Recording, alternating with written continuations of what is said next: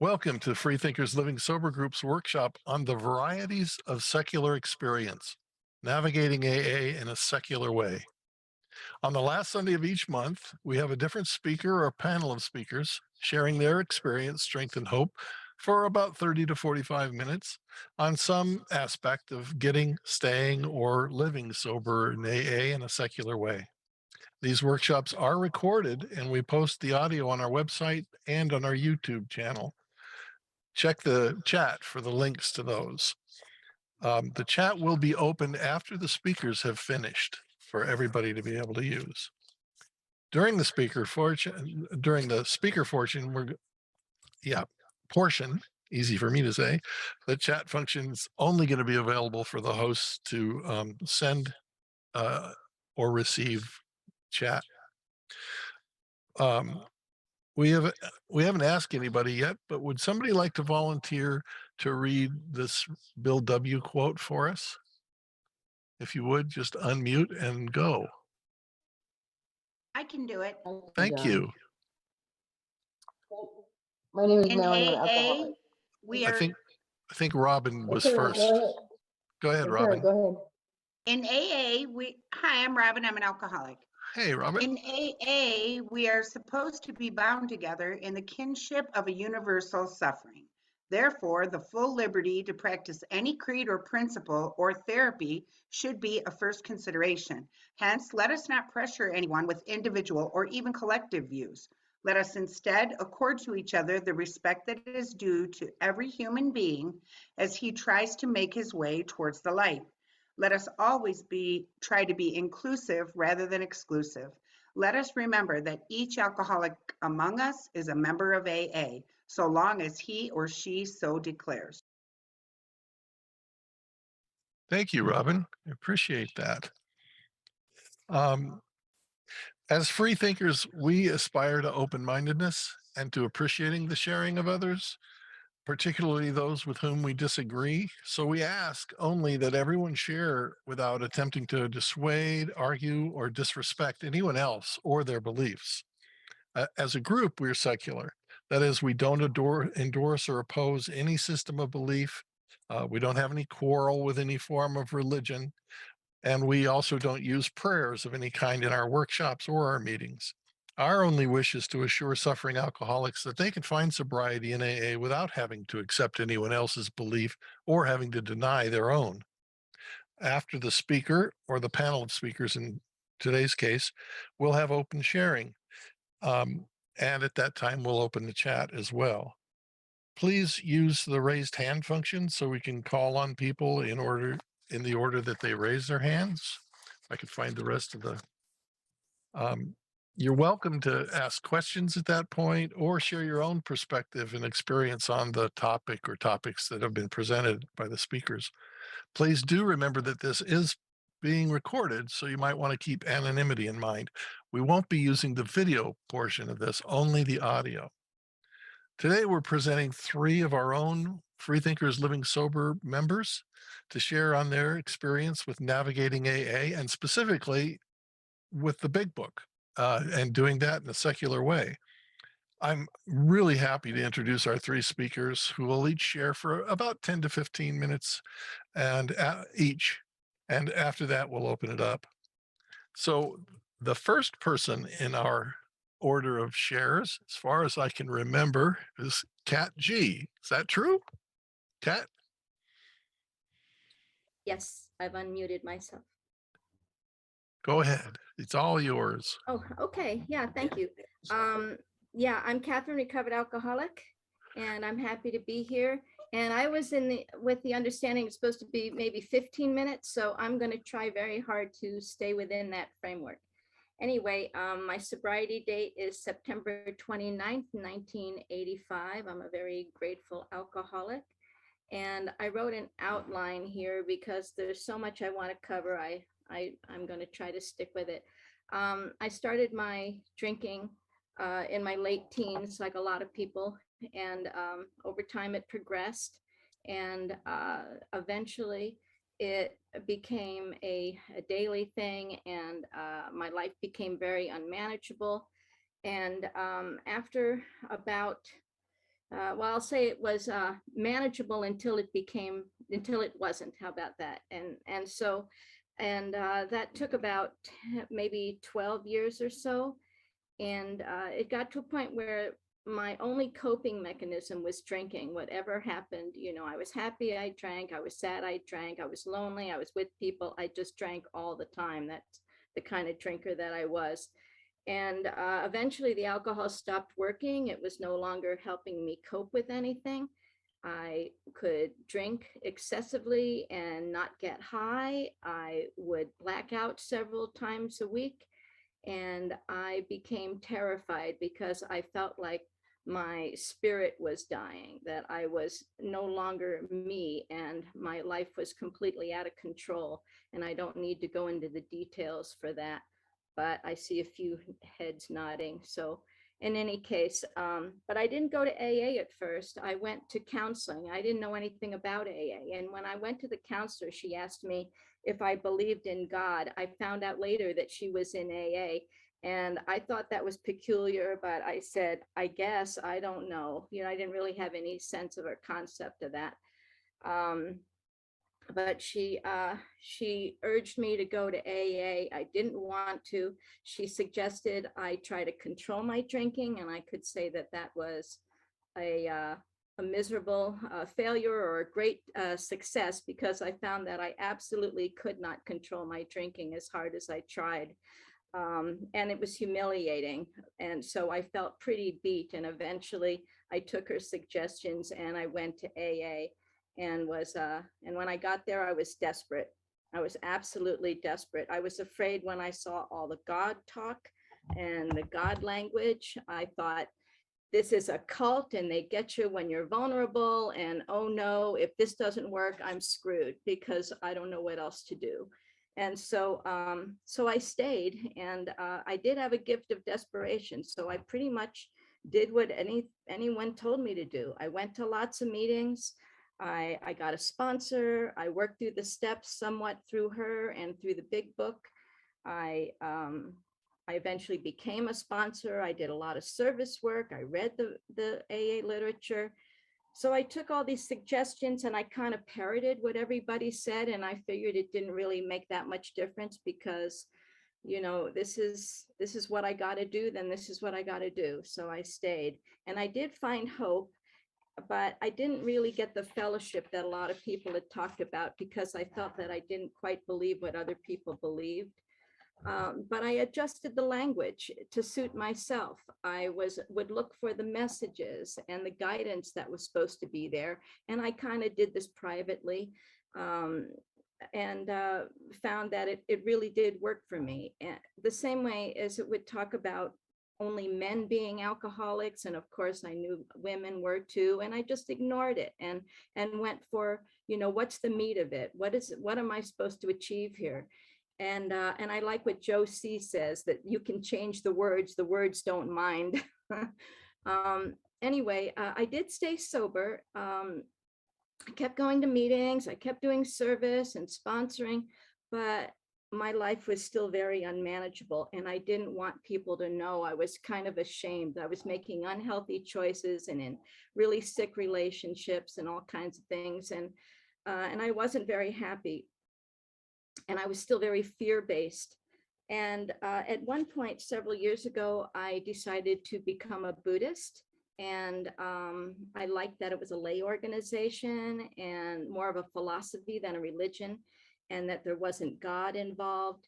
But the rituals and the prayer and the magical thinking didn't sit well for me, but I gave it a good, honest try for a lot of years. And I still do like some of the tenets of it. It was during that time that I was introduced to back to basics. Some of you may cringe when you hear that term, but I loved it.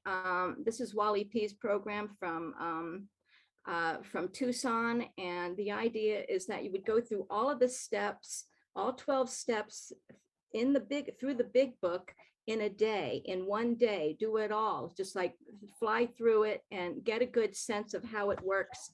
And the point was that, you would start getting in the solution right away, and then you would learn it as you passed it on and learn to incorporate it in your life. But it was sort of get involved and get active right away, and start helping others as well. And I like the historic value of it. I like that they said, oh, this is largely how AA started.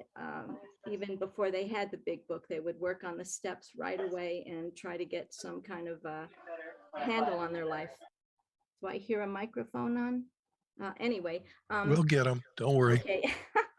Anyway, I liked it. I became a facilitator of these workshops. I traveled the country. I took hundreds of people through the steps. And of course, every time I did that, I was going through them myself. And I was doing this as a Buddhist and a non-believer and a woman. So I had a little bit of a unique twist on it. And because of that, I would tell people that you can you can change the words the same way that I have. Oh dear, sorry about that. Turn off my phone. Anyway,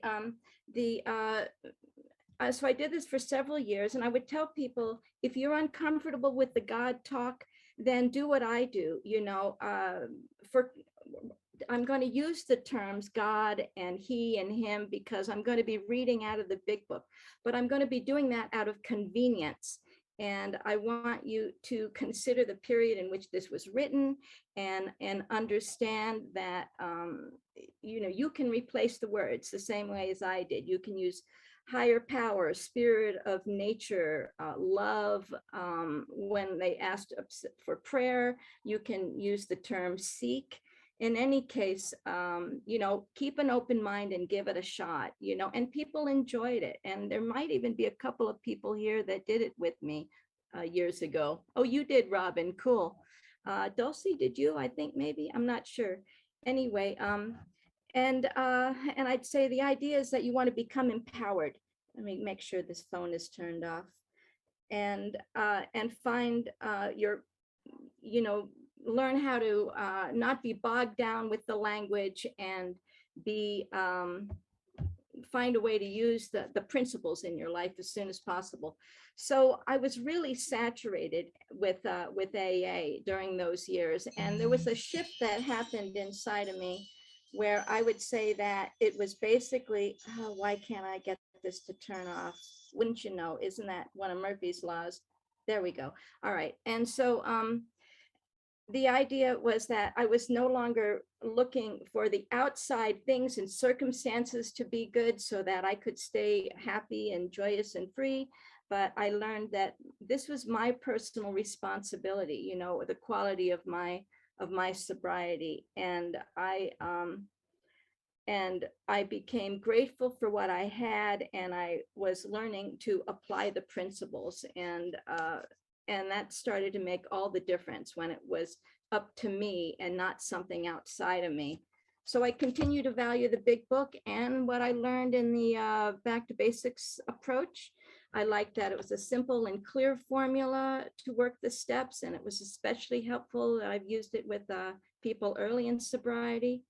And, to continue to interpret and use all of the AA material, I encourage everybody to interpret it in as many ways as there are alcoholics. I mean, it's a personal journey. There's no gotta do this, gotta do that, but we do want you to stay sober and have it work for you. So, and stay willing to work.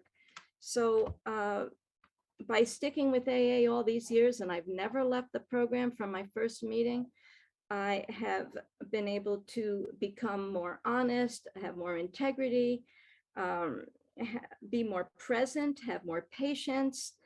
And in general, my life has become more manageable, which is the goal all along. I want contented sobriety. And but I was still a Buddhist for a long time, and AA didn't really feel like it fit anymore because of all the God stuff. And I felt alienated and misunderstood and alone. And I was kind of afraid I was going to have to leave AA, and I didn't want to because I was passionate about it. And that's when we started Freethinkers Living Sober in in the Verde Valley in Arizona several years ago. I'm thinking 7 now, I'm not sure. And oh my gosh, I felt a rekindled enthusiasm for my recovery. I felt that I wasn't judged, I wasn't alone, I could be my authentic self and not have to, alter what I was saying so I didn't offend anybody, upset anybody. And before this, I didn't know there'd been any other options, in AA. This secular AA was amazing to me. Exactly when I needed it is when I discovered it. And since I've been involved in that, I also found that I no longer am a practicing Buddhist, but I still employ some of the tenets of Buddhism that I enjoy. I've become more discerning. I've become mindful, of my thinking. And because of that, I'm aware of my behavior, because all behavior is born in thought. So I make better choices today. I exercise restraint of tongue and pen and internet. And I am more good-natured. I have a lighter heart. I'm more peaceful and serene and calm. I'm not saying this is 100%, but the improvement is miraculous. I mean, I'm only human. Sometimes I'm going to have hard times, but I always, I don't have to make amends so much anymore. And I hate making amends. So I'm really glad for that.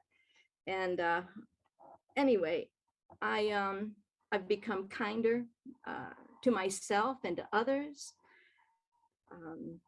And I have a better sense of purpose and direction and value.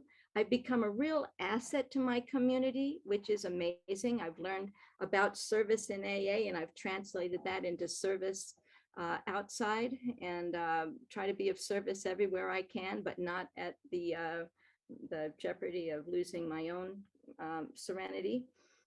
Because I used to have volunteer Tourette's, it's like, I'll do it. And now I've learned to kind of keep a handle on it, find balance. Balance is important.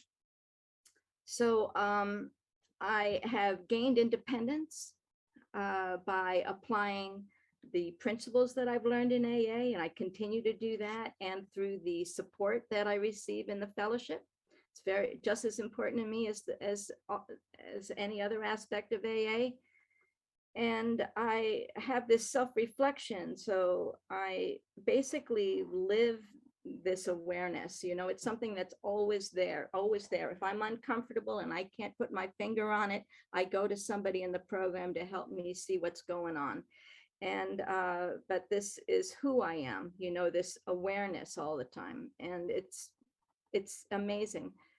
And I stay willing to grow. I tend to think I'm a bit of I act like a know-it-all. I think I know it all. I do this all the time. I think I have all the answers, but at the same time, I'm teachable. So what is that, But I guess I'm teachable, and I do keep learning. It's just sometimes an uncomfortable process to get there.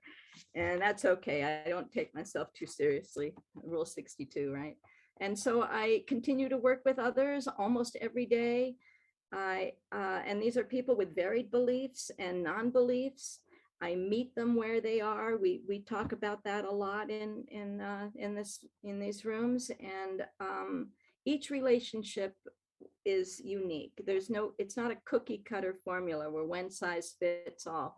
So I am able to adjust however I need to, so I can be the most helpful and effective. And I often refer to the big book, different passages, and suggest meditation, or even utilize the 4th step method that I used that I learned in the big book, or the Back to Basics workshop. And I love working with others, but they need to be honest and willing to work and open-minded, because I value myself today and I don't want to waste my time anymore. So this is a vital part of my recovery, working with people, and the benefits are maybe outweigh, I probably help myself more than I help others. And I develop these incredible, deep, lasting, meaningful relationships finally. And I think that's so important in sobriety. So in conclusion, I see myself as a spiritual atheist. And my higher power, I define as a higher plane of consciousness. And I stay grateful and and I'm at peace in the world, in a unpeaceful world, I guess I could say. And AA has given me a full and rich life, not just given me a life, but a quality. It's taught me to love myself and to love others. And I choose to thrive, not just survive. So I have most of the time contented sobriety, and that is not just in spite of challenges, but because of them. I'm able to walk through them with grace and dignity. And when I face them head on, and every time I become a little more courageous, a little more stronger, a little wiser. And I try to lead by example and be the best me that I can be. And that's pretty much it. And that's why I'm here today. And thanks for asking me to share. All right, Kat, thanks. That was great. Thank you so much. All I hope I right. didn't go over too much. Okay, well, and our next speaker, following right on the heels of that, is Don R. He's a member who ports himself in from Toronto, Canada. Don? Thanks, John. And I want to thank Joe C. for providing the stuff at the back end here, namely the site for this meeting. Anyway, where do I start? I want to thank Kat for a great presentation too. That was terrific. Stole my thunder on some points, but what the hell, you're going to hear them again anyway, just to reinforce what you've heard. Anyway, I'm Don. I'm an alcoholic. I please ask you to keep an open mind to what I'm about to say. Some of it is not strictly AA stuff, and in terms of thought, at least it's not traditional AA. My dry date is April the 29th, 1994. I have not gone out since I got into the program. However, I did do a lot of slipping and sliding beforehand. You know that I'm going to stop drinking forever, and I would stop drinking forever, which would last sometimes 6-7 months, sometimes would last 3 or 4 days. And that's the way it went. My drinking career spanned 33 years from the time I was 16 to the time I was 49. It started as fun. I really loved the effect of alcohol. And I was 16, 17 years of age at the time, not with a lot of money. So drinking was a pursuit of opportunity. When I had the opportunity, I drank, and I loved it. And as I went on, I had more money. I got through university, got into a career, and my drinking started to increase. I guess it might have something to do with having more money. And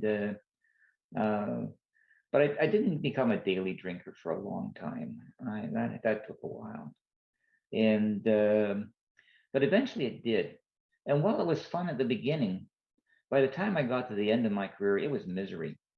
We talk about having freedom. You know, we get freedom in Alcoholics Anonymous, and I didn't have freedom because I was so afraid that if I drank and went to a social gathering, I'd make a total ass of myself. Or worse, I'd go to a professional engagement and get drunk and make a total ass of myself in front of people who could have a severe effect on my career. So that's the way it went. At the end of my career, I was definitely a daily drinker. And my wife was threatening to leave. My kids really weren't speaking to me. And my wife, when she threatened to leave, I decided I better do something about it. And that was April 29th, 1994. I didn't go to AA immediately. I phoned them the next day after the day that my wife told me that she was leaving. And I phoned AA, and they told me where there's a meeting. And by 6 o'clock in the evening, I thought I could, I don't need AA. So I went the next month and a half, white knuckling. And I was becoming desperate. I was literally becoming suicidal. And one of my friends recommended AA, and I knew somebody else who I thought might have had a problem with alcohol at some time. And I phoned that person, and they got me to my first meeting. So that's all the background I think that I need here. The incident about the white knuckling. I knew that if I didn't do something, I was going to drink again. There was no question in my mind that the pressure was just building all the time. Anyway, I knew nothing about AA when I got here. And what it did, though, right from the very first meeting I went to, it offered hope. I didn't relate to anything that people said at the beginning, quite frankly, other than one thing. The guy said, if you don't find what you need here tonight, go to another meeting. And that gave me the hope. I said, okay, I didn't find really what I needed here tonight, but there's a suggestion, go to another meeting. And I did the next night, and I found the person who was to become my first sponsor. And it just all made sense to me that I could sober up in AA. I joined a traditional group in Toronto at that time. Joe, see if he's in the room right now. He can correct me on that, but I don't think there were any other groups in the city. And besides that, even if there were, there would be very few of them. And I went to a local group, and it was traditional. I sobered up using the big book. I sobered up. Incidentally, I should mention, I've been an agnostic for an awful long time, but I was willing to swallow that and try to follow the God stuff as set down in the big book. And I did. I went to church. I did all sorts of things to try and follow the God principles of the book, including trying to turn things over and all that stuff. Anyway, I did sober up. And I sobered up in that group, and I remain eternally grateful for the people in the group who helped me to sober up. So I'm here to talk about the big book and my role with it. Anyway, let's remember that the big book is a textbook. It sets out a program of recovery that you can study. And I want to emphasize that word study. Glenn Rader, when he was here last month at the workshop, he said that study is an essential element of a successful program of recovery. Well, how do we study? We can study by reading. We can study by listening to audio tapes. We can listen to what people say in the fellowship at meetings, listen to speakers. There's all sorts of ways we can study, but textbooks are really good. After all, we use textbooks when we want to study history or science or you name whatever it is. So why not have a textbook for alcohol? And I have to remember also that AA has been a successful program of recovery for over 80 years. I mean, that's totally remarkable. And the big book was and remains that textbook studied by countless recovering and recovery alcoholics in order to learn and to practice the AA program. So I think we have to remember that it has been a very, very successful book in terms of the help that it's given countless alcoholics. And I'd never downplay that.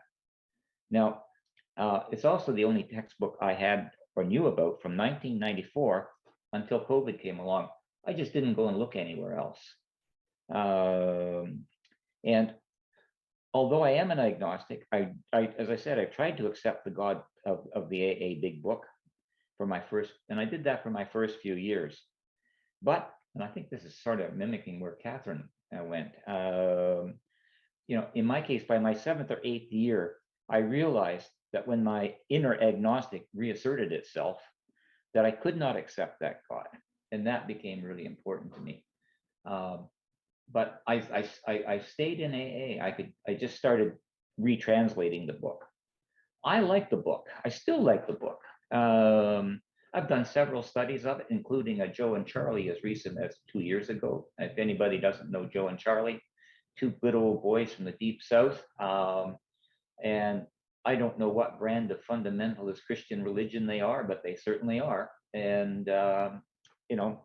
but there was something in it that I got a kick out of, and it worked for me. But what do I like about the book? I like the metaphorical language of it. And it's at times it's really poetic. I mean, when you get lines like restless, irritable, and discontent, or cunning, baffling, and powerful, or happy, joyous, and free. I mean, that's pretty neat stuff. That's great language. And when I came into the program, that's what I was. I was restless, irritable, and discontent. And I found alcohol to be really cunning, baffling, and powerful. God, what it did to my life. It was powerful. And, you know, it's so powerful that if you have an alcohol problem, I can't do anything about it other than recommend AA or going to treatment. So that's a couple of things. And how about the description of an alcoholic as being an example of self-will run riot, whose troubles are basically of his own making? So that's another thing the book is, you know, just giving these little insights into ourselves. And then there's but there's a potted history in the book, a short history that is good enough. I'm not sure how accurate it is, but it's good enough to give you a bit of background in the program. Anyway, but from the very beginning, I had problems with the big book. The book reflects society of the 1930s, where religiosity was the norm and sexism was rampant. Of course, it actually still is, but I don't think it's as bad as it was in the 1930s. The workplace was a different kind of place, and modern psychiatry and psychology just, well, it wouldn't, the modern psychiatry is so much different. The modern psychology is so much different than it was in the late 30s. So we've learned so much. So that kind of cites the big book somewhere along the line. Let's just look at the sexism in the book, which presumes that AAs are the ones, that alcoholics are males and they're the ones in recovery, and spouses are women who are supposed to clean up the mess after the alcoholic. You know, we're talking about language in the book that excludes 50% of the population, just like that. And I think this is a serious problem. The couple of notes that are in the book that say the program applies equally to men and to women, that doesn't cut it for me. Just doesn't cut it. I should let you know that one thing I've done in my professional career is I've written a couple of papers on sexism in the language of the law and made recommendations on how we should be getting rid of it.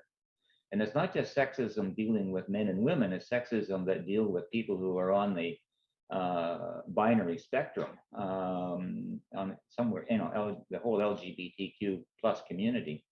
And so I really find that language, and I've been involved in this since the 1980s. So anyway, I'm going to move along rapidly. Most attendees today, I guess get back to modern psychiatry and psychology. The changes are so dramatic with CBT, cognitive behavioral therapy, and the like of that. Now, until last month, it didn't really concern me that the big book, because I'd grown up with it. But as I was prepared for today, I found there were lots of things that really do trouble me, besides the ones I've mentioned. I'm not going to get into detail because I think I'm going to run out of time pretty soon. Kat made allusions to this, or in fact mentioned it. I like her. I believe that I'm responsible for my sobriety. That's a fundamentally important thing. I thought about this from the very time I came into the program. Turning your will and your life over to the care of God, as you understand. How the hell do you turn your will over to anybody? Your will is attached to you. At least in my case, I think my will is attached to me, just like my shadow is attached to me when I walk around. It's right there at my heels. I believe in personal responsibility. The big book sloughs it all off onto God. In the last couple of years, I found other books on recovery, and at last I found books to study that accord with my belief about personal responsibility. These include Glenn Rader's book, which is my favorite, Jeffrey Munn's book, and Beth H., who spoke here a couple of months ago, her book.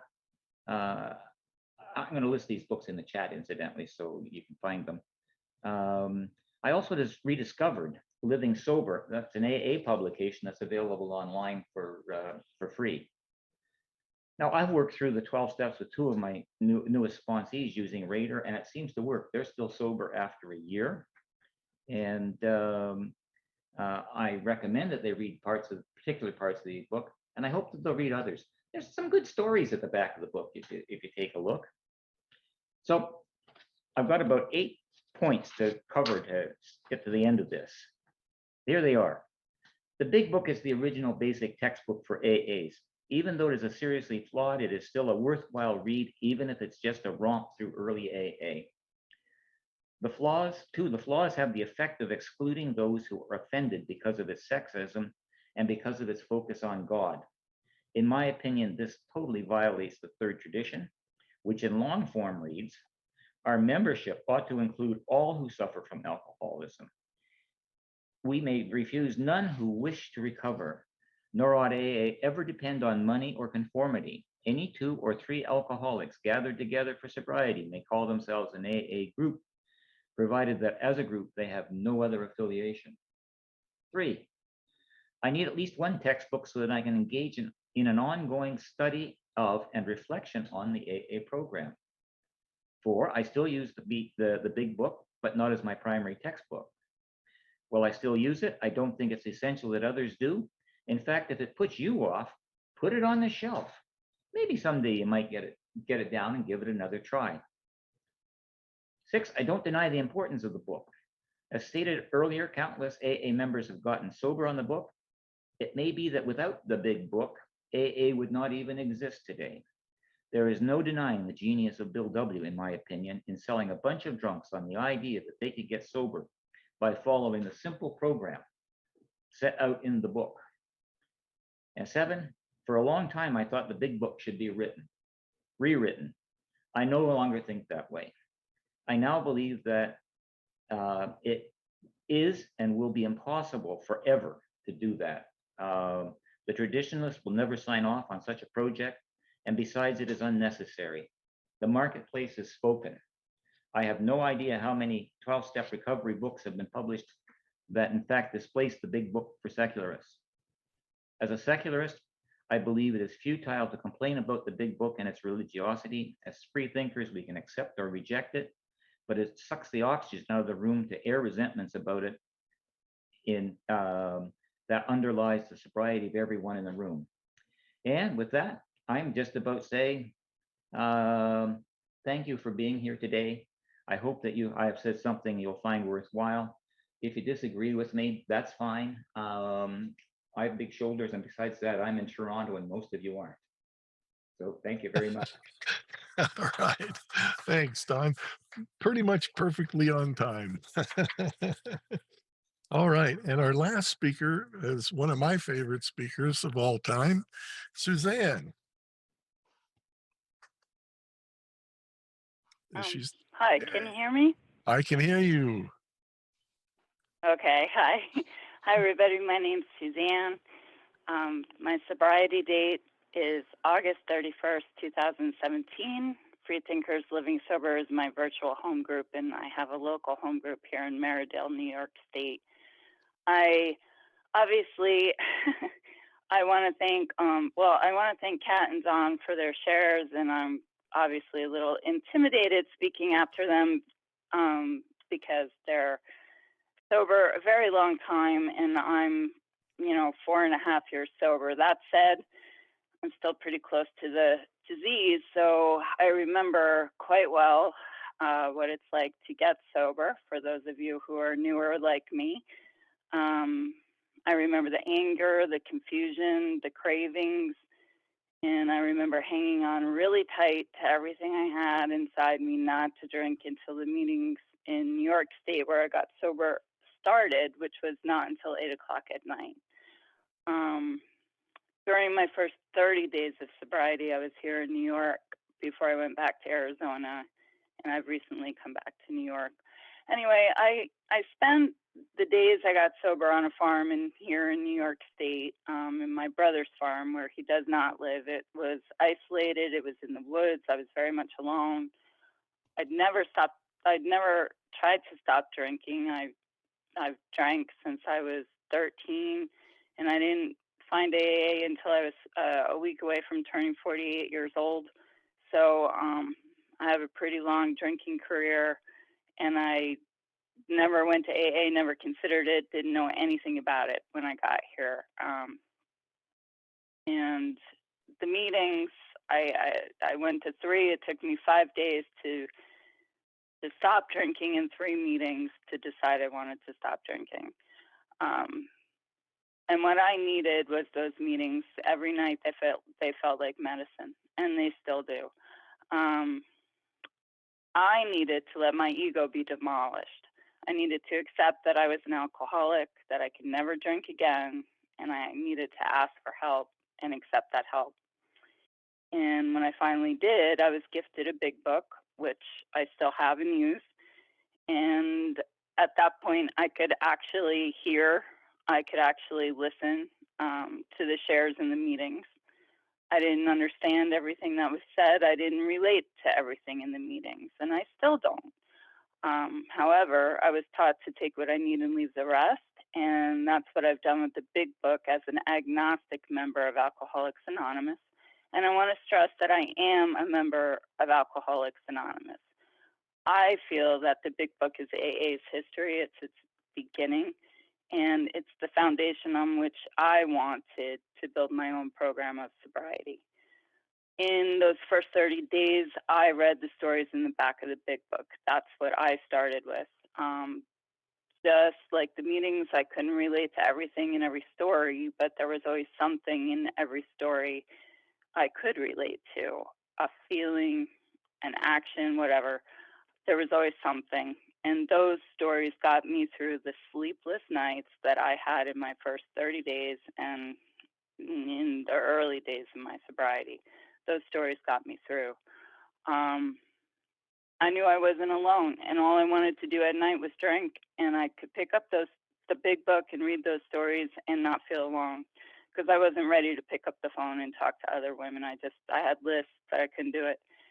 So when I started working with a sponsor, probably around day 40, when I got back to Arizona, I read the big book cover to cover along with the 12 and 12. And the God word, it didn't bother me, because in my mind, I simply replaced it with my own version of powers greater than myself. Again, I'm agnostic. I believe there is no proof of a God, nor is there not proof of a God. I'm agnostic in the Webster definition sense of the word. My higher powers are not God. They're fluid, they're multiple, but there is magic there for me. The magic of knowing I'm not the center of the universe, and it was enough for me to know that. I mean, when I stood underneath a clear, star-filled night sky and I looked up, it was enough for me to feel small, even as my thoughts and feelings were growing deeper, not bigger, but deeper. And I read that book cover to cover multiple times. I've read the big book multiple times, with and without other people. And now I can go to any meeting anywhere, and if it is a book study, I understand what they're talking about. I understand the discussions, and I can agree or disagree with knowledge of the book in my shares, because I know the material, because it helps me confidently speak freely about being agnostic and in the meeting. So newcomers, if they are agnostic or atheist, they know they're not alone, and that it's okay to be in a traditional meeting, reading the big book, studying the big book, and have a problem with the God word, but not have to have a problem with the God word. I can speak about how the big book helped me, even though the God word is in it. And incidentally, there are other words than God to describe powers greater than ourselves in the big book. And the one that I related to was Spirit of the Universe, but there's many others. I didn't get stuck because the word God was used a lot. I mean, taking into consideration the big book was written in 1939, I find no offense in the outdated language. I don't mind the chapter to the wives, because honestly, it reminds me of exactly what I went through years ago in a 17-year marriage to an active addict that marriage ended with him killing himself. We Agnostics is a chapter that can be read in a very sarcastic tone, or it can be studied for bits of good information for sobriety.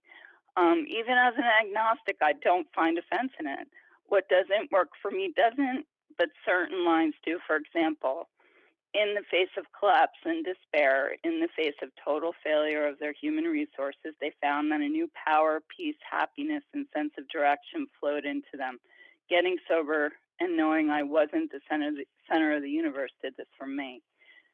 And I challenge any real alcoholic to read chapter 3, more about alcoholism and not relate.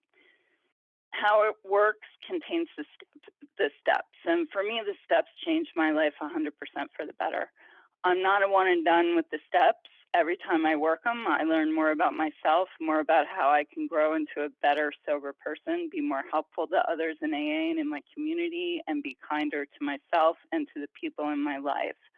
The big book suggested that I see doctors for mental and physical health and to trust those doctors, and I do. Today I have a sponsor who's Christian, and I've sponsored Christian, pagan, Wiccan, and agnostic women with no issues. I've worked with the big book and the book Getting Sober Without God side by side when I sponsor agnostic women to help them when they struggle.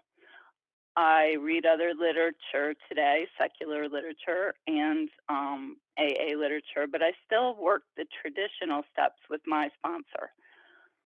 I didn't have secular AA when I first got sober, and all it took for me was to have an open mind, and the sponsor I chose to have the same open mind. Together, we discovered what powers greater than myself I did believe in and accepted, and the rest came fairly easy. I don't care that some steps have the word God in them or refer to a male deity I don't believe in. Once again, I changed the word in my mind to what makes sense to me, because the rest of the step completely shifted the way I think about life. Every step gives me the new perspective I need to stay sober and happy that I am sober. AA saved my life. I respect the big book steps, the traditions, and our principles. I've seen members of AA relapse that are both religious and secular. For me, it is a choice I make one day at a time to stay sober, and for me, the big book remains part of my program. God is just a word to me, and as my dear friend, sober many decades longer than me, often very eloquently says, I made a decision to get sober. I need to stay sober. And regardless of which literature I read or which meetings I attend, that's what matters to me. Sobriety is my priority. So in summary, my mind is no longer stuck on what I don't want to read or see. The big book is our history, our foundation, and was my introduction to the steps, traditions, and the concepts. I believe in those things. I believe in service. I don't say I am a secular member of AA. I say I am a member of Alcoholics Anonymous. I am part of Alcoholics Anonymous regardless of what I do or do not believe spiritually. The wisdom in the book is there if I look for it, and I have learned it is good to not have contempt before investigation. Thank you for letting me share. All right. Thanks, Suzanne. Thank you, Suzanne. Really appreciate it. All right. So that ought to give us some stuff to talk about, y'all. And I just want to thank everybody for great talks. We're going to open up the room for sharing. And please use the raised hand function. If you're on a phone, that's a *9. And I'll call on you in order. Once I call on you, you'll have to unmute yourself, given that Kenji has given you that ability back. We will now also open up the chat. Now we've posted a lot of links in there. You can save the chat if you know how to do that, or you can just put the, select all and copy and paste it if you want to keep it that way. It might even be simpler. Please remember that this is being recorded, so keep your anonymity in mind. We also have a timer. If you might have noticed while the speakers were on, I used the timer as well at the last 4 minutes. So when my background is green, you're good to go. When it turns yellow, that means you're coming up on 4 minutes. And when it's red, that means your pants are on fire. You need to get out of the room. Okay, so, or something similar. And just a reminder, by the way, as free thinkers, we do aspire to open-mindedness and appreciating the sharing of others, particularly those with whom we disagree. So we ask when you share that you share without attempting to dissuade or argue or disrespect anyone else or their beliefs. We try to practice love and appreciation here. And one last thing, uh, we always have these workshops at the last Sunday of the month. So we will be doing the same thing again on February 27th. It'll be 11 a.m. Pacific and noon Arizona time and 2 p.m. Eastern. And so I hope you'll join us for that. With that, I haven't seen any hands go up yet, but I'm fully anticipating that they will. And I, so thank you all for being here. And we'll start it out with my friend Al.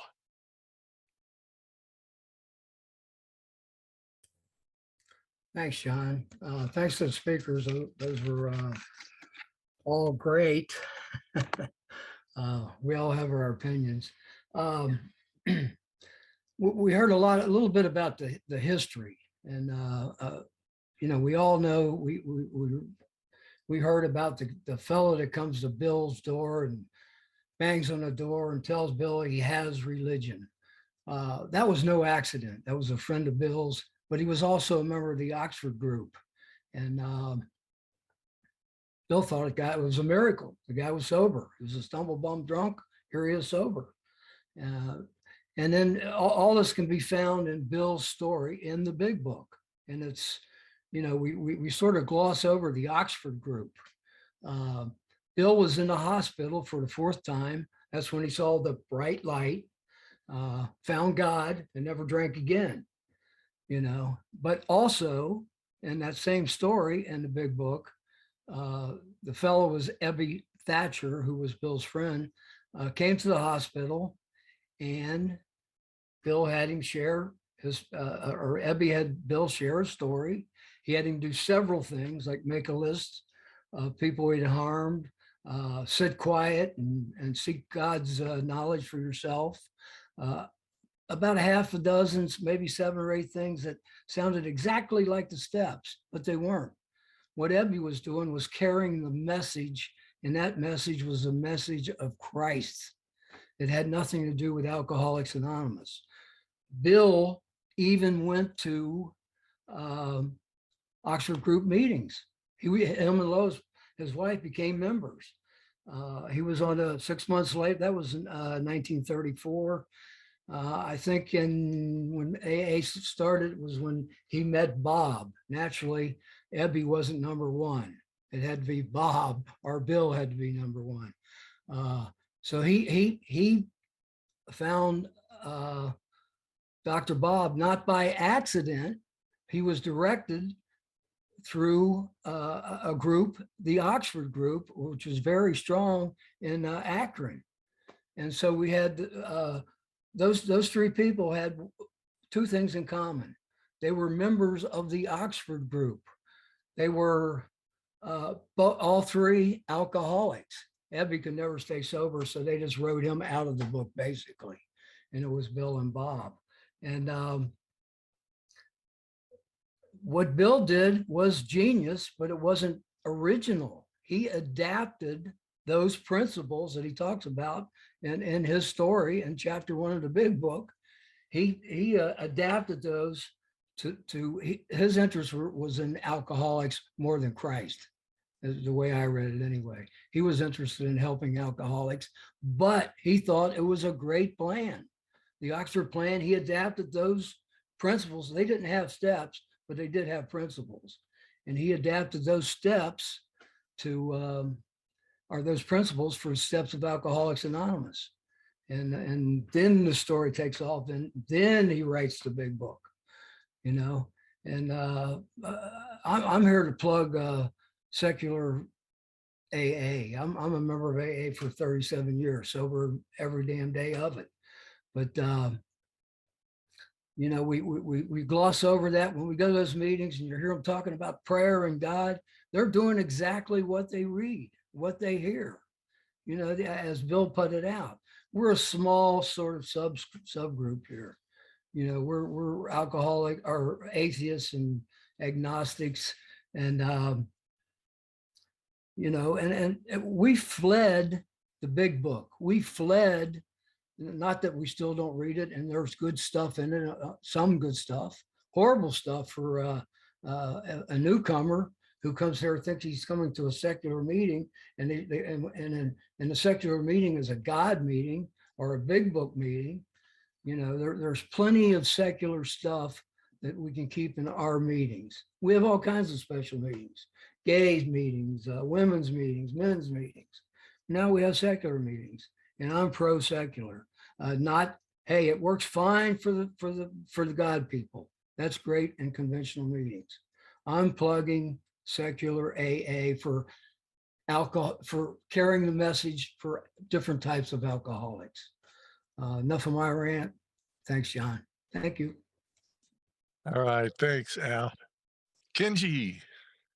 Hi, everybody. I'm Kenji. I'm an addict and alcoholic, a human in recovery. Wow, this meeting has been, so far, has been knocking my socks off. And it's just what I hoped it would be. It feels to me really healing. I first got sober in the early 80s in Los Angeles. The meetings there were it's definitely not the Bible Belt, but it certainly is gaudy, and it certainly is big booky, as is it up here in San Francisco, where I've lived for the last 30 years. I'm now about 14 months sober. So I've had a kind of zigzaggy Groundhog Day cycle ridden history in my recovery, but it feels like it's really sticking now, and that maybe it's probably due to several things, but having found secular AA around the world on Zoom certainly is part of it. I'm sure it may not be the biggest part of it, though. I've certainly found a lot of service to do in the Zoom paradigm, and that probably has a lot to do with it too. Really dealing myself in has been really good. So early on in my recovery, I found the We Agnostics group in LA, and the founder of that group, a guy named Charlie Polachek, who you can read a lot about on the internet, would share that he came into AA an atheist, and 20-something years later, at that time, 20-something years of sobriety in AA had made him a better atheist. But then he'd go on to say there was no step he couldn't work as an atheist. And I took from that I didn't have to take the steps literally. I didn't have to take every word in the big book literally. I could, and that worked for me. Although I've always done my inventory pretty much exactly the way the big book lays it out, although not in content, but not in form. I have my own way of doing it that doesn't involve columns, but the content is exactly the same. And that's been proven really enormously helpful to me. Basically learning to when something bothers me, to look at what's going on my side of the street. That's where the solution is and where the healing is.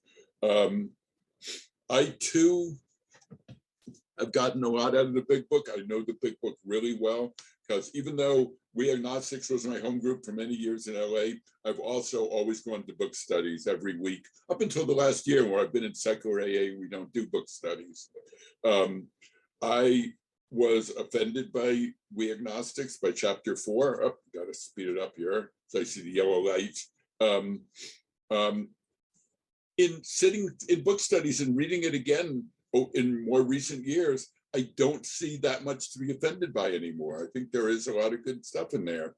I think it's really useful to know what's in that book. It is our foundation, both historically and throughout most of AA. I really, and I'll finish with this. I met with an atheist one-on-one in a Zoom room last year, and we read the book aloud to each other and discussed it as we went, pretty much paragraph by paragraph, talking about what we really related to, what really inspired us, what offended us, what we just couldn't relate to. And we both had an excellent experience doing that. And I've thought about putting together a meeting to do that. I proposed that I see the red. I'll finish in a couple moments. I proposed that in one of these so-called secular AA Facebook groups and had such a hostile reaction that it kind of scared me off doing it. But I still think doing it as a small group could be a really good experience. And maybe I'll muster the courage and the effort to actually put that together one of these days. Thanks. Thanks, Ken. Yeah, you got to watch out for those Facebook groups. Tim. I'm Tim. I'm an alcoholic. Hey, Tim. I love what everybody shared and thank them for what they shared today. I agree that there's a lot of wisdom in the big book. I think the fact that the 12-step program has been adopted by multitudes of other various difficulties of addiction and problems to deal with those says that it does work. The difficulty I have with the big book is the dogma that some people embrace it with, which is sometimes similar to the dogma that troubles me so much from some people's readings of the Bible, some people's readings of the Quran, that every last word of it is perfect and it's an inspiration from God, and that we should not read it selectively and with any degree of thoughtful wisdom. So I appreciate what everybody shared today about that, if I can read the big book and look at it from the important things and the truth and the wisdom that is there, and disregard the parts that are dogma, I will have a lot more useful reading of it, and I like that perspective. Thank you. Thank you, Tim. Dave from Concord. Yeah, Dave Alcoholic. Hey, Dave. Boy, I'd love to thank Kat and Don and Suzanne for their talks. All three of them had so much different takes on it.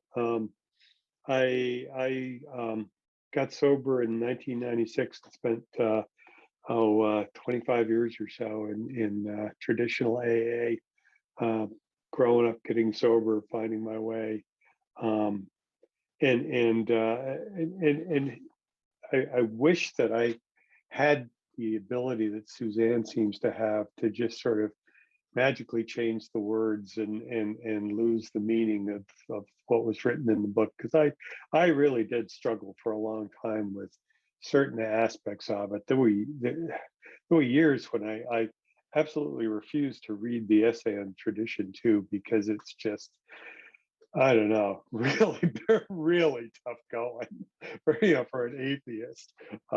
Bill spends the entire essay, ranting and raving about his impressions of what other believers are, and spends exactly one paragraph at the end on insanity. It's just, it was hard. It was really a struggle for me, but I did get through it, and did it partially by reading some stuff and partially by translating in my head. So I've been sort of lurking around the outskirts of secular AA for a couple of years, and when the pandemic hit and everything went to Zoom, I kind of took it as an opportunity and first jumped on the Saturday Beyond Belief meeting, and I kind of had my socks blown off, and then started going to the Thursday speaker discussion meeting for Beyond Belief, and I've been going to the Tuesday night Freethinkers meeting, where I've gotten to starting to get to know Suzanne and Don, but I've never met Kat. I had my second sponsor was a big back to basics guy. They ran it as 4 meetings in a month to get through the 12 steps. And it was a huge controversy because of, my God, they were using Wally P's literature. It's affiliation. We can't do that. Yeah, exactly. Kat. Yeah, I think the thing, that I wanted to get to here, in listening to some of the people on the meetings, I've started to see how pieces of the big book really are helpful, really make sense. Listening to Grateful Jeb talking on Thursday night, and his being able to pick pieces out of the big book that are really powerful. And I've also found stuff, the opening paragraphs that talk about step 1 in the big book are just some of the most powerful description of me as an alcoholic that I've ever been able to find. But there's other books out there, and as Don said, there's all these other books that present the steps and present that methodology and that philosophy without Bill's Oxford group take on things. Reading the histories, making of the writing of the big book, William Schreiber's book is really great to kind of cut through some of the Bill's looseness with the truth, shall we say, in some of the stuff is really an interesting thing. Talking about people like Hank Burkhurst and Jim Burwell, who've been not talked much about in AA, and their contribution to the whole thing has been really, really useful. So anyway, red light. I guess I'm done. Thank you all so much. It's been a really great meeting so far. Thank you. Thanks, Dave. So glad you could make it. Erica. Hey, hey, John. Thank you Hey, for being Erica. here and your service. Wow, this was chock-a-block. I felt like I was in a candy shop.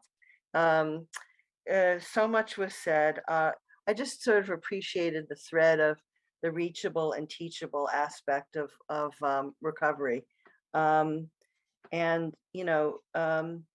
how as I get more sober with each year, I realize that whoever has the talking stick, it just embedded in our humanity is the power of stories. And like it's what makes us human. And there's some great stories in the big book. And so the other aspect is I don't have to throw the baby out with the bathwater.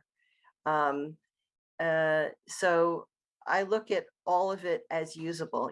Take what you liked and leave the rest. I learned in Al-Anon. And I think the other thing is that that when we're little, the cement is wet,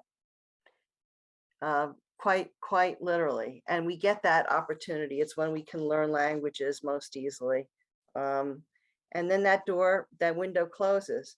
And I think we all have a very interesting moment where am I flashing? Okay, it looks like it's flashing. Oh, you're good. When we're about to get sober, where the cement is wet again. And whatever literature is put before us or we gravitate towards can really make an impression. So now, in my 30th year, I'm starting all over again with, Back to Living Sober, which is my favorite of all the books. But I see, the traditional AA books. And, it still annoys me that Bill wouldn't let Lois write to the wives. Kind of ridiculous. And I could never have survived in AA all these years, having discovered, secular AA in a bigger way, in the last 2 years of Zoom. Yeah, so I could never do the program AA without this, for lack of a better word, sister program. And I love the reminder that tradition you know, the only requirement for membership is a desire to stop drinking. And I've taken that phrase rapacious creditor. You know, I can go off on a good rant, you know, ripped out of the 12 and 12. And I love those phrases. There's some wonderfully fiery phrases in there. And I, you know, it's, you know, we're all little snowflakes, and no two alike. And really, I think all these decades in traditional meetings has helped me, you know, develop some tolerance. Because if you like everyone in the meetings, you ain't going to enough meetings. So I love these panels, and thanks everyone for your service. I pass. Thanks, Erica. Yeah, I love that. My sponsor told me that early on. If you like everybody in the meeting, you're not going to enough meetings. Lori. Thanks. I'm Lori, grateful alcoholic. Hey, Lori. Hi. There's, oh my goodness, there are so many, so much good stuff in all three speakers.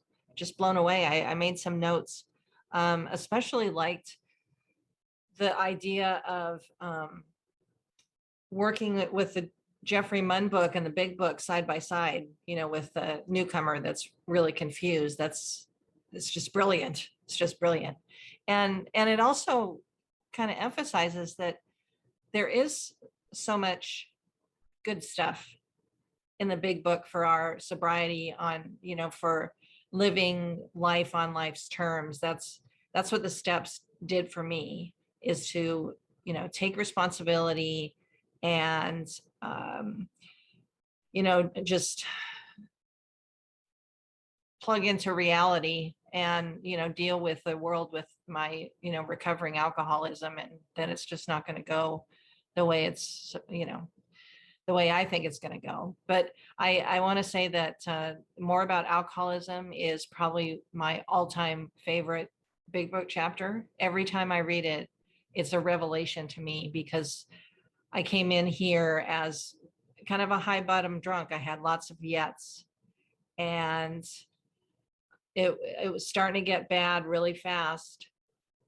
But all of that, those experiences and stories and words and More About Alcoholism really struck me, that because I could see, even as a lightweight drinker, high bottom drunk, you know, didn't get in too much trouble, but I could see all of my machinations in More About Alcoholism.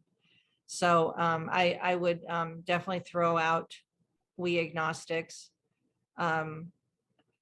And, you know, I want to say that I grew up in traditional AA, and I even, my spiritual journey is quite something.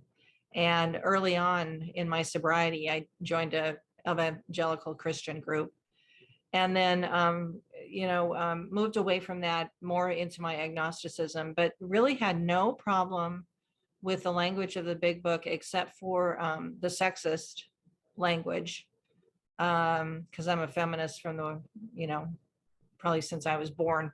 And, but I really was not offended until well, you know, you stick around for a while. I have a few decades in AA.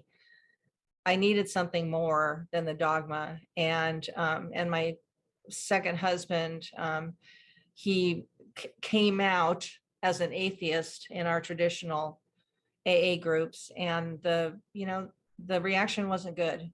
And so I started exploring secular AA, and my mind opened. But I'm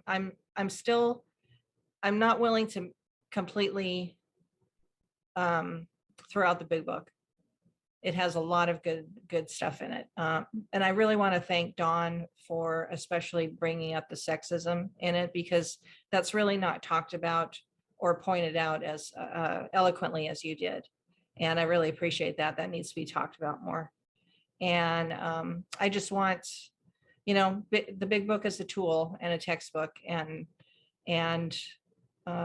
that's all I've got. Thanks so much for this presentation. It's just been fantastic. Thanks, for my Lori. sobriety. Robin, you're up.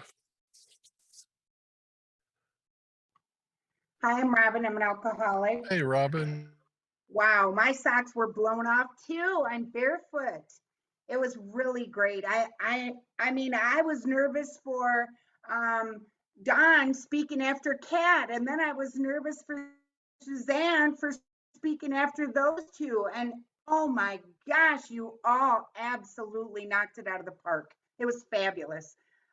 So much stuff. The big book. I love the big book. I've always liked the language. I don't like the sexism, there is a little bit of intolerance there, but I I loved what some of our speakers were saying. I could so relate to um, having my spirituality be fluid and it's so fluid. I feel like a super spiritual person. Um, Trapped in an intellectual body or something. I don't know. So I'm all these contradictions, and I absolutely love that there's a place and people that speak exactly what I was so ashamed of for so many years, so ashamed of. And I didn't talk to anybody about how I felt. But the big book, from the very time I picked it up, I never saw anything that I never saw anything that I couldn't live with either. I kind of took what I wanted and left the rest. And, I was so blessed to be raised in AA in Ohio. I've been to Founders Day and tons of panels and workshops and done 24 hours of AA at Founders Day. And so I was just able to, I mean, I did sobriety like I did drugs and alcohol, I just so anyway, I really loved the book.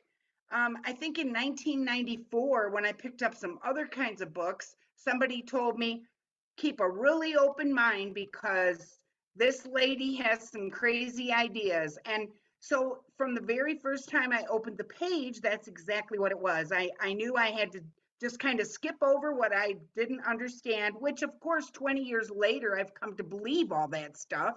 I just wasn't ready for it at the time. Um, and I was an evangelical Christian. I got saved and I was in a worship band and all this stuff when I was 16 or 17. I've been looking my whole life. Like Kat, I'm so grateful I'm an alcoholic, because where would I be if I wasn't? I mean, I don't know. I don't know. I don't know where I'd be, but I'm just adore Alcoholics Anonymous. I adore my sobriety. I celebrated 23 years yesterday. Um, the other thing that's really cool for me is the exclusions. I mean, I can't imagine changing the book. I hear people in meetings say the first 165 pages, and thank God for the stories, because they were magical and they made me one of, and they still make people, I'm one of this program, and I'm able to stay sober and study. And I love Joe and Charlie. I'm not a Christian. And I love Wally. I happened into talk about happenstance. I was taking a walk one day and happened into Kat's workshop on back to basics. I just wandered in. I was on a walk and there was this AA symbol and I stopped to check it out, and lo and behold, I ended up in a back to basics. So and I've done that too before, but I just feel like I've been in all the right places at all the right times in my sobriety. And I'm just so grateful that I found my way back to this workshop through my home group yesterday. So that was really good. Thank you so much, speakers. You just have no idea how much you meant to me. And that's all I got. Thank you. Thanks, Robin. Another one of our Toronto contingent, Joe. Hey, thanks to all of my big book experts. I appreciate the lesson. I'm a yes and guy. That works great, and that works. That's also great. When I go to refuge recovery, my years of experience in AA have no currency. My knowledge of the 12 steps have no currency. They're not needed there. They're not hated. They're just not needed. Same with Life Ring. They've got their own toolkit, and same with Smart Recovery. I like to go to those places, and because I love addicts. I love people in recovery, and I love hearing the way they're getting this. I didn't grow up with the big book, so it's not my thing. I didn't read it in my first decade of sobriety, and I don't think I've read it this century, but I did read it in the 90s when it was a big thing in Toronto, and I just wanted to get in on the game, right? Deal me in, right? And 164 pages, that's short. What, we're going to read it again? Are you kidding me? But it obviously works. I could see it worked in Toronto. This was the way they got sober, and they owed their life to it. I just, one of the big differences of AA and NA is when I go to NA meetings, nobody knows who the founder is. No one quotes the founder, right? We seem to, like, one of the things I learned in secular AA, or was reinforced, I guess I always knew it, is I wasn't going to get rid of my ego. But, you know, but it's always there. So I associate it with secular AA. We're so cool. I'm humble, but this secular AA, it's the bomb, right? Or this book, it's the bomb. I'm associated with this book, or this guy. I'm a Bill Wilson guy, you know, and you know, so by association, yeah, I just wonder if that's the only thing that goes wrong, if that's the only thing that makes it toxic for people who, you know, just, you know, have a more negative attitude towards the big book than I have, because I can be critical of it, like I can be critical of Stairway to Heaven, right? You know, but who cares? Okay, thanks. I'll continue with my lesson. On to you, Judy. Thanks, Joe. Thanks, Joe. How can you be critical of Stairway to Heaven? What's the matter with you? Judy. Hi, wow. Thank you, Joe, and everybody. My name is Judy. I'm a recovering compulsive overeater, alcoholic, and Al-Anonic.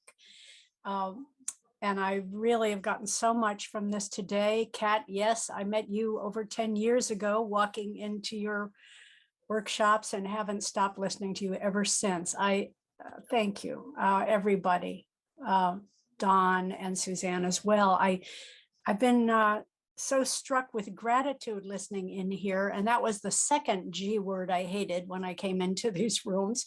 The first was God, and the second was gratitude. And here I am just overflowing with gratitude, thinking that I get to play with you guys many times each week, and always learning and growing. And I've been looking at kind of the trajectory of my recovery, the stages, all those kind of things, because I've been in 12-step programs for 47 years. Unbelievable. But what was I going to say? Oh man, I always drop it. Yeah. Oh, I know. I had to be adaptive and make it work, because my first program was Overeaters Anonymous. And we couldn't even worry about the God stuff. We had to substitute the word food when there was alcohol written there. We didn't have any literature whatsoever. So that was the first thing. I had to adapt and get what I needed out of everything, right? And then I heard, I guess it was, what was your name, Erica? I wrote it down. I'm sorry, but she said, then in Al-Anon, she had to learn about take what you can use and leave the rest. And that Al-Anon was my second program. So finally, by the time I got to AA, I was well trained in adapt and make it work. And I have things written all over my calendars, NMW, no matter what you say, no matter what I read, no matter how offended I get or my anonymity violated or on and on and on, I ain't leaving. I don't care. I'm not leaving this way of life, because I've so grown, benefited, and gotten all those attributes that Kat was naming, you know. the relaxation, the self-acceptance, the confidence, the eagerness of inquiry, all those wonderful things that I didn't have when I got here knowing so much. And so I plan to, there is something that's been happening lately though, that I just want to share. Is that I go to an early morning meeting I've been going to for over 30 years. And this morning at the end of the meeting, they all did the Lord's Prayer. And that I have not encountered since my earliest days. And I was raised Jewish, and my family people were always about, we're not Christians, we're not Christians. That was their big claim to fame.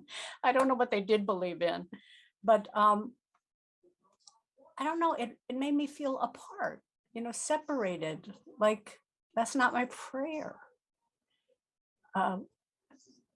So I want to say that out loud because I don't like having that feeling. And it's not going to drive me anywhere, but there is a kind of disconnect that happens. It's sort of like, you know, like a little cat, you know, pushing her paws back away, kind of. And especially because of today's world and all the anti-Semitism that's brewing up, I'm a little scared. So this is where I get to say those things, not in a religious way. So thank you. Thanks, Judy. Well, Dale, we got a couple of minutes left. You want to wrap it up for us? Oh, thank you. I'm Dale. I'm an alcoholic.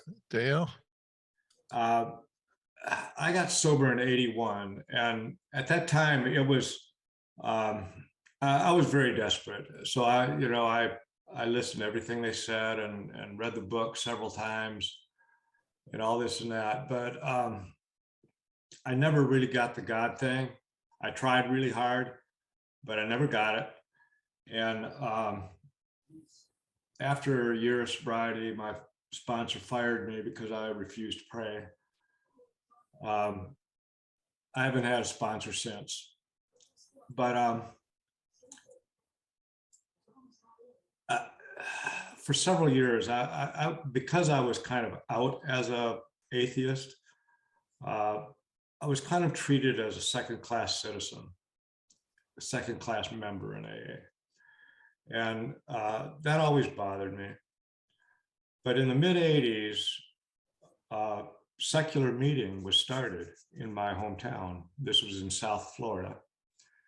A lady from New York was a snowbird, and she wanted what she had in New York in South Florida. So she started a meeting. And it was my lifesaver, really. I started attending that meeting exclusively. I went there for 25 years, and it was wonderful. They spoke my language. They understood me. Essentially, they were my people. And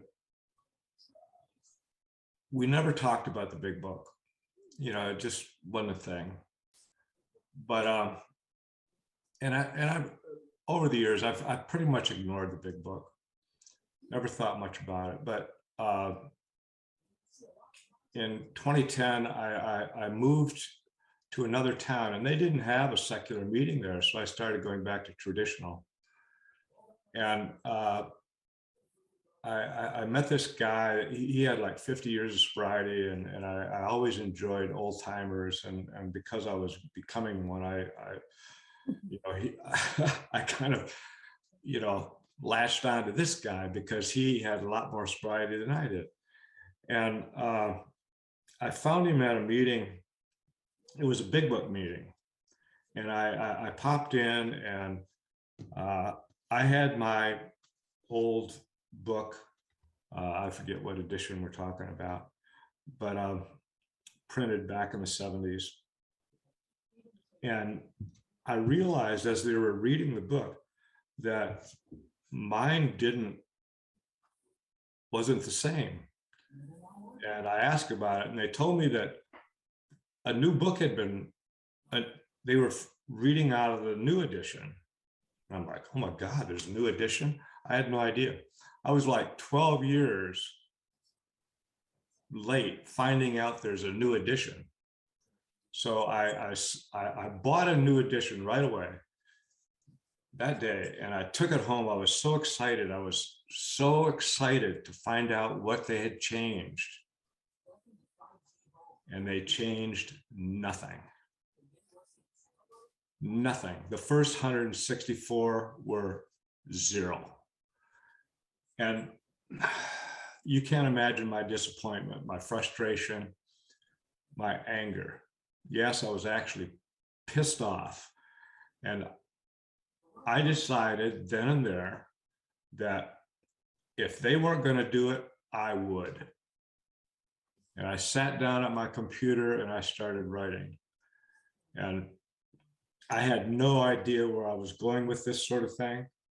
But I sat at my computer for several hours every day for like 3 or 4 years or something like that.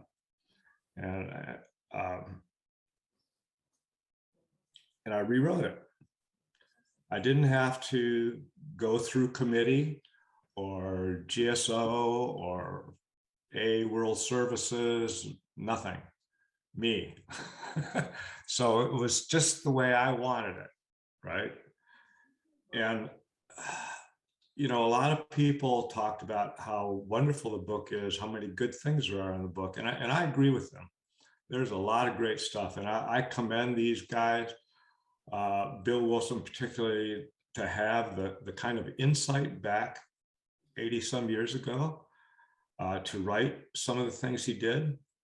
And I understand it's a product of its era, but it's frustrating that it never gets updated or it doesn't get shelved and replaced.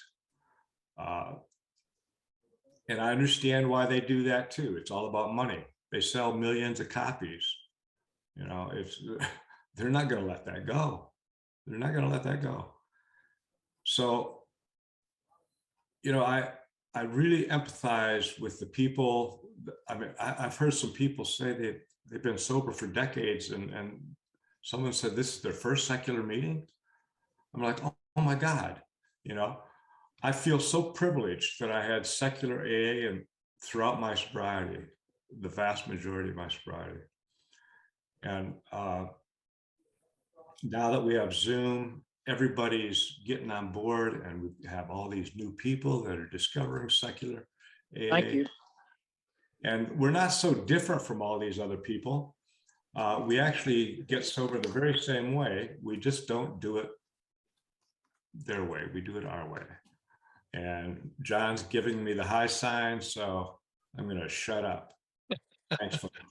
Thanks, Dale. And thanks for your edition of the big book too, by the way. Have you ever seen it?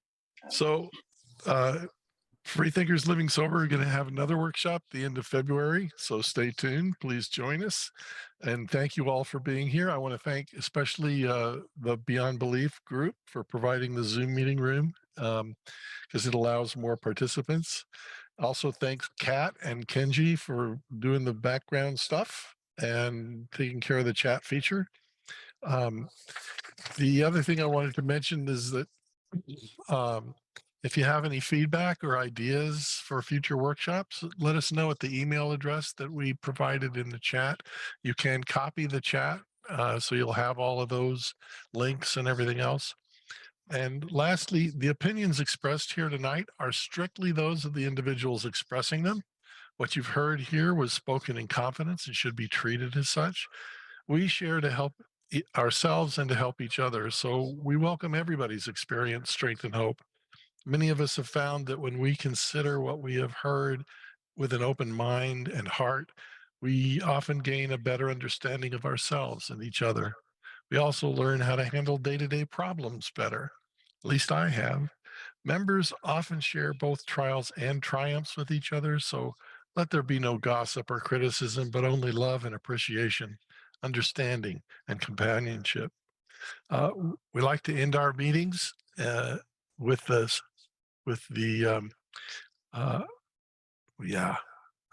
with the responsibility declaration. So if you want to unmute and join us, you're welcome to. Let me put it up here. And Who is responsible? I am responsible. When anyone, anywhere, reaches out for help, I want the hand of AA always to be there. And for that, I am responsible. Responsible. Yeah. Thank you, everybody. Great meeting.